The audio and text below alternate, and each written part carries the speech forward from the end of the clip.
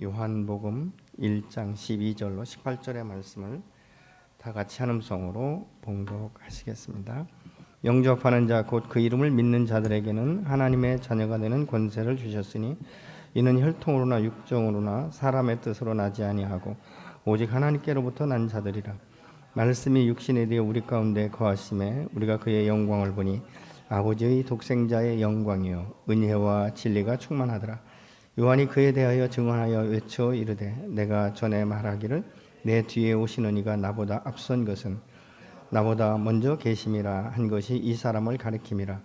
우리가 다 그의 충만한 데서 받으니 은혜 위에 은혜로나 율법은 모세로 말미암아 주어진 것이요 은혜와 진리는 예수 그리스도로 말미암아 온 것이라. 본래 하나님을 본 사람이 없으되 아버지 품속에 있는 독생하신 하나님이 나타나셨느니라. 아멘. 성탄절을 앞두고 어느 교회 한 교사가 아이들 앞에 예수님께서 왜 베들레헴에서 탄생하셨는지 혹시 아냐? 그랬더니 한 아이가 바로 대답하기를 아니 엄마가 베들레헴에서 사니까 베들레헴에서 나셨죠? 이렇게 대답을 했다는 거예요. 어떻게 보면 굉장히 단순하지 않습니까? 여러분 우리의 신앙은 단순해야 되는 것이죠. 우리가 예수 믿고 구원받은 것은 단순한 진리 가운데 그 진리의 말씀이 옳다라는 것을 우리가 인정하고 회개하고 돌아서는 이런 역사들이 저 여러분 안에 일어나지 않습니까? 문제는 그러면 이 땅 가운데 이 베들레헴에 오신 예수님이 이 목적이 무엇인가 우리가 생각해 봐야 되지 않겠습니까? 그것은 마태복음 1장 23절 한번 같이 보시겠습니다. 보라 처녀가 잉태하여 아들을 낳을 것이요 그의 이름은 임마누엘이라 하리라. 임마누엘이라는 말은 하나님이 우리와 함께 하심이라는 이런 뜻이지 않습니까? 하나님은 태초에 천지를 창조하시고 우리가 우리의 형상을 따라 사람을 짓자 이렇게 하시고 그 코에 생기를 불어넣어서 생명이 되었다라고 말씀하고 있죠. 사실 하나님께서 왜 이 모든 만물을 지으시고 인간을 지으셨을까? 그것은 우리와 함께 교통하고 함께 하기 위함인 줄로 믿습니다. 그래서 하나님께서 태초에 사람을 지으시고 에덴 동산을 창설하시고 그곳에서 하나님과 함께 거닐면서 교제했다라고 성경은 말씀을 하고 있는 것입니다. 그래서 사람은 혼자 이 세상에 사는 것이 그렇게 썩 좋은 것이 아니다라고 말씀하셔서 하나님께서 돕는 배필을 보내시지 않습니까? 그래서 이 세상을 우리가 살아갈 때 혼자 살 수 없는 것이죠. 관계를 통해서 우리가 살아가게 되어 있는 것입니다. 그러나 인간이 범죄함으로 인해서 이제 하나님과 분리되다 보니까 하나님의 뜻을 따르지 않고 자기 소견에 오른 대로 사는 그 모습을 보면서 하나님 마음속에 너무 고통이 있는 거예요. 왜냐하면 사랑하는 그리고 당신과 함께 있기를 원하는 이 인간이 범죄함으로 인해서 분리된 이 상태에 있는 모습을 보면서 너무 안타깝고 이 가슴 가운데 고통이 있었지만 하나님의 때가 되어서 당신의 독생자 예수 그리스도를 이 땅 가운데 보내셨다라고 말씀하고 있죠. 그럼 보내신 목적이 무엇인가? 우리와 함께하기 위함이다라고 말하고 있는 것입니다.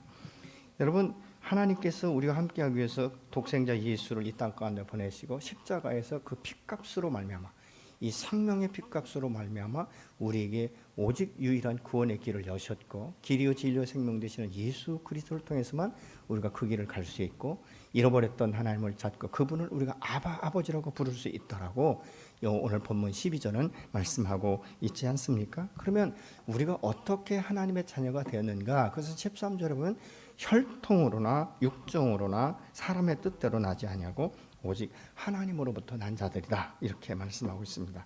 혈통으로나 육정으로가 아니면 그럼 어떻게 나는가?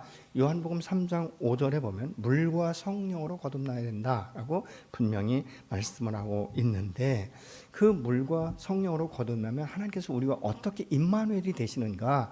오늘 본문 14절에 보면 말씀이 육신에 대해 우리 가운데 거하심에 우리가 그의 영광을 보니 아버지의 독생자의 영광이요 은혜와 진리가 충만하더라 이렇게 말씀하고 있습니다. 거한다 이 말은 장막을 친다, 텐트를 친다 이런 의미가 있어요.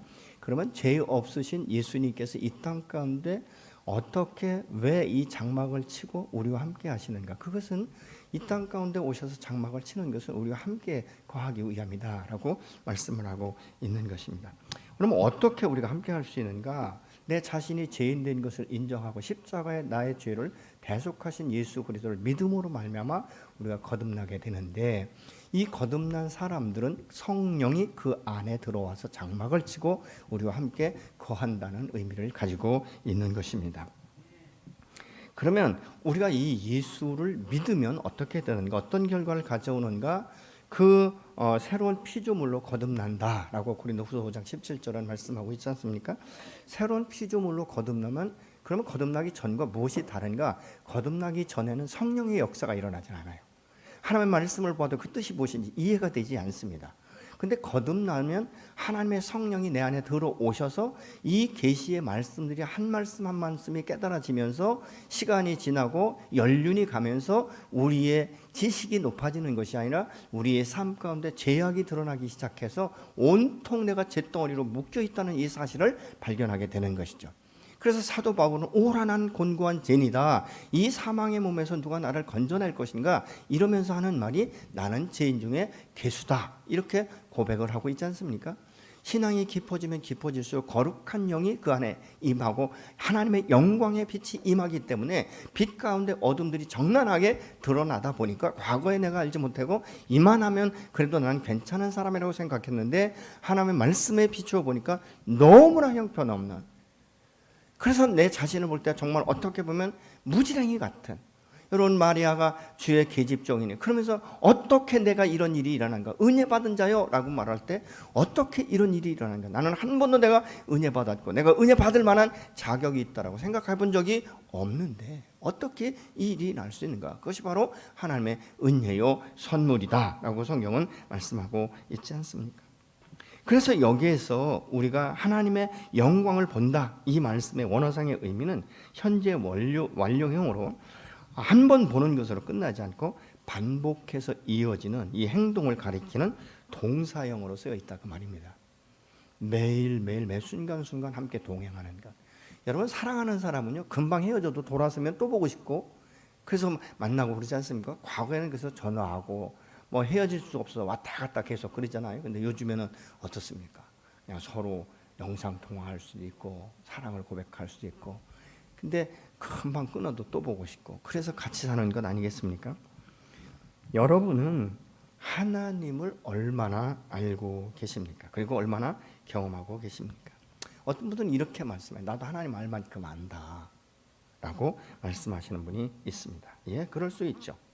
요즘에는요 얼마나 이 매스미디어나 이런 것들이 너무나 발달되어서 요즘에는 뭐 단체로 줌도 하기도 하고 뭐 카톡도 하고 이러지 않습니까? 그런데 앉아서 TV만 돌리면, 이 채널만 돌리면 얼마든지 정말 많은 사람들의 설교를 들을 수가 있는 것이죠.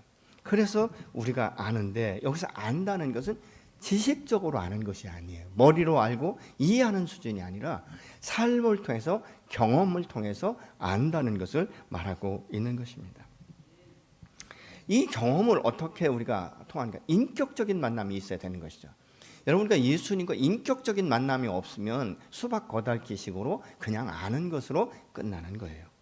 여러분 지식은 얼마든지 머리 좋은 사람들이 가질 수 있는 것이죠. 인격적인 만남을 통한 경험. 그래서 이 경험이라는 건 친밀한 관계일수록 함께하고 싶고 시간을 더 많이 보내고 그러다 보면 그 상대방의 모습들을 내가 닮아가고 싶은 마음들이 생기기 시작하는 것이죠. 그래서 예수 그리스도의 그 성품, 그 인격의 장성한 분량에 충만한 데 이를 때까지 우리가 매 순간순간 자꾸 연습하고 넘어지지만 또다시 일어나고 내가 일어날 수 없을 땐 주께서 우리를 붙들어 주시고 일으켜 세워주시는 것을 우리가 경험할 수 있지 않겠습니까? 결국은 무엇입니까? 내가 원하는 방향이 아니라 하나님이 원하는 방향, 하나님께서 내게 말씀하신 것을 우리가 기억하고 그 말씀이 내 삶 가운데 이루어지기를 소망하는 이런 마음들이 저와 여러분 안에 있어지지 않겠습니까? 그래서 창조주 하나님을 만나면 우리의 사고체계, 세계관이 바뀌고 정체성이 바뀌면서 우리의 신념이 바뀌기 시작하는 것입니다. 시각이 달라지는 것이죠. 그리고 우리 인생의 목표가 달라지는 것이죠. 우리가 가야 될 그 목적지가 어디인지를 분명하게 아는 것입니다. 오래전에 하버드 대학을 우등으로 졸업한 이 박원희 씨라는 분이 있는데 박원희 씨의 이야기가 신문에 난 적이 있습니다. 그는 이렇게 말을 해요. 나는 크게 성공하는 사람보다 선한 사마리아인이 되고자 노력한다. 그렇게 말을 해요. 그녀는 성공하는 사람이 되기보다는 훌륭한 사람이 되는 것이 자기 인생의 목표라고 말을 합니다. 그래서 이 영혼 없는 성공이라고, 이 성공이라는 이 책을 쓴 하버드대 교수가 하버드생들은 머리는 빼어나게 좋지만 그들은 영혼이 없다, 그렇게 말을 했습니다. 그래서 그녀는 뛰어난 사람보다 훌륭한 사람이 되고 싶은 목표로 살아간다고 말하는데, 목표가 뚜렷한 사람은 다른 사람의 어려움을 그냥 지나치지 않는 사람, 사람의 마음을 움직일 수 있는 사람, 이 사람이 훌륭한 사람이라고 자신은 생각한다라고 말을 합니다. 여러분, 하나님의 영광을 목표로 일하는 사람들은요, 흔들림이 없어요. 왜냐하면 분명한 목표가 그 안에 설정되어 있기 때문에 그렇습니다. 하나님이 이제 이 개인의 인생에 개입하시고 간섭하시면서 섭리하시고 다스리고 이끄시는 이 하나님을 만나기 시작한다는 것이죠. 여러분은 성공하는 사람이 되기를 원하십니까? 아니면 하나님의 영광을 위해서 일하고 쓰임받는 사람이 되기를 원하십니까? 잠언 3장 5절로 6절의 말씀을 같이 한번 보시겠습니다. 너는 마음을 다하여 여호와를 신뢰하고 내 명철을 의지하지 말라. 너는 범사의 그를 인정하라. 그리하면 내 길을 지도하시리라. 아멘. 범사의 그를 인정하라. 그러면 그가 너희를 지도하시리라 라고 말씀하고 있죠. 사람이 그 마음 가운데 계획할지라도 그 걸음을 인도하시는 여호와 하나님이다 라고 말하고 있지 않습니까? 여러분, 다니엘 같은 경우는 비록 자기의 육체는 예루살렘 성전에서 멀어졌지만 그의 마음은 항상 예루살렘 성전을 향하는 마음이 있었어요. 그렇기 때문에 하루에 매번 정한 대로 3번씩 예루살렘을 향하여 창문을 열고 기도하면서 말씀 안에서 소망을 갖는 것을 우리가 다니엘서를 통해서 알 수 있게 되는 것이죠. 여러분, 이 험악한 시대에 우리의 소망은 정부도 아니에요. 오직 사신 하나님, 전능하신 여호와, 나의 아버지가 되시는 줄로 믿으시기 바랍니다. 그 아버지께서 오늘 또 우리의 갈 길을 밝히 보여주시며 우리의 걸음을 인도하시고 내가 쓰러지고 넘어질 때 아주 엎드러지지 않도록 우리를 붙들어 일으키시고, 그렇게 하기 위해서 당신의 독생자 예수 그리스도를 이 땅 가운데 보내신 줄로 믿습니다. 여러분, 그렇기 때문에 늘 예루살렘을 바라보며 주님 앞에 나가 기도하고 깊은 교제 가운데 소망의 말씀을 붙들고 그의 보호하심과 보존하심 가운데서 인도함을 받으면서 산 사람이 바로 다니엘이다라고 우리가 볼 수 있는 것이죠. 여러분, 주의 은혜는 우리의 죄를 멸하실 뿐만 아니라 성령의 능력으로 충만하게 하기 때문에 우리가 주님을 향해 나갈 때 그 충만한 은혜를 경험하게 될 줄로 믿습니다. 여러분, 코로나로 인해서 올 한 해 이 성탄 축제가 이런 지경에 이를 줄은 저는 평생 생각해 본 적이 없어요. 제가 신앙생활을 한 40여 년 그동안 했는데요, 내가 40여 년 동안, 아니 내 평생에 성탄절이 이런 모습으로 하나님 앞에 예배 드려질 줄은 꿈에도 생각 못했습니다. 제가 이번 이 교훈을 보면서 무슨 생각을 했는지 아십니까? 주님이 오실 날이 가까우면 첫째 기근과 이런 역사들이 수없이 앞으로도 반복적으로 일어날 수 있을 것이다. 그러면 그때마다 우리는 어떤 자세로 예배를 드려야 될 것인가? 여러분, 우리가 항상 그 주님의 그 전을 우리가 기억하면서 코로나로 인해 비록 예배는 정부에서 못 드리게 한다 할지라도 우리의 마음은 늘 하나님의 전을 향하여 그 주를 바라보며 반드시 하나님께서 회복시킬 그날을 소망 삼아서 기도에 힘쓰면서 이 세상 가운데서 빛과 소금의 역할을 감당하는 저와 여러분이 되어야 될 줄로 믿습니다. 여러분, 특별히 의정자들을 위해서 기도할 때 저들이 하나님을 두려워할 줄 알게 하고 하나님을 만날 수 있도록, 마치 사도 바울이 하나님의 사람들을 핍박하기 위해서 다메섹으로 올라갈 때 그 주님의 음성을 듣고 엎드러져 회개하는 역사가 일어난 것처럼 하나님 저들에게 영안을 열어주시고 바로 교회를 핍박하는 것이 하나님을 핍박하는 것임을 깨달아 알 수 있도록, 특별히 여러분 의정자나 이 국회의원 가운데 얼마나 많은 그리스도인이 있는지 그들이 지금 자기들의 소리를 내지 못하지 않습니까? 그들이 만약 에서처럼 이때를 위함인지 어떻게 아느냐? 내가 죽으면 죽으려는 일사의 각오를 가지고 하나님의 사람답게 나간다면 이 나라와 이 땅과 민족은 놀라운 변화를 가져오게 될 줄로 믿습니다. 그렇기 때문에 우리는 기도하지 못한 것에 대한 이 죄에 대해서는 철저하게 우리가 회개하고 나라와 민족과 열방을 위해서 힘써 기도하며 속한 하나님의 계획과 함께 치유와 회복의 역사가 일어날 수 있도록 함께 기도해야 될 줄로 믿습니다. 오늘 여러분은 있는 곳에서 그 임마누엘의 하나님, 우리와 함께하고 이 땅 가운데 오신 예수 그리스도를 찬양하며 하나님의 영광을 나타내는, 그리고 이 기쁨의 성탄절이 되기를 예수님의 이름으로 축복하고 축원합니다. 기도하시겠습니다.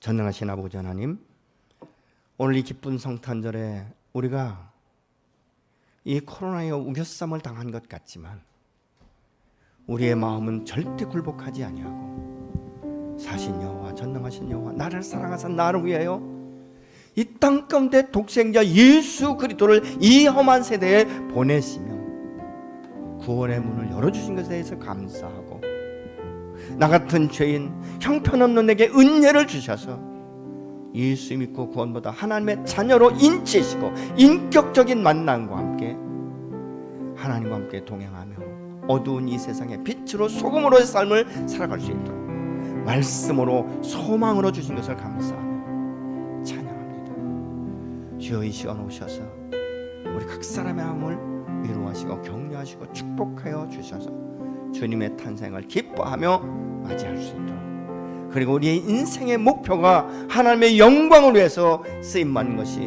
우리의 삶의 목표가 되어질 수 있도록 오늘도 다시 한번 축복하시고 세워 주옵소서.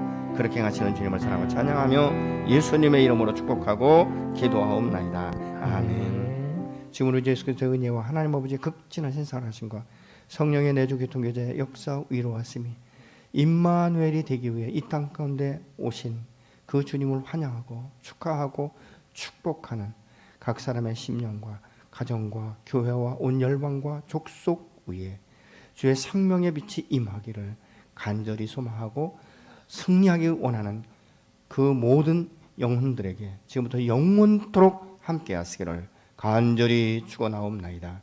아멘.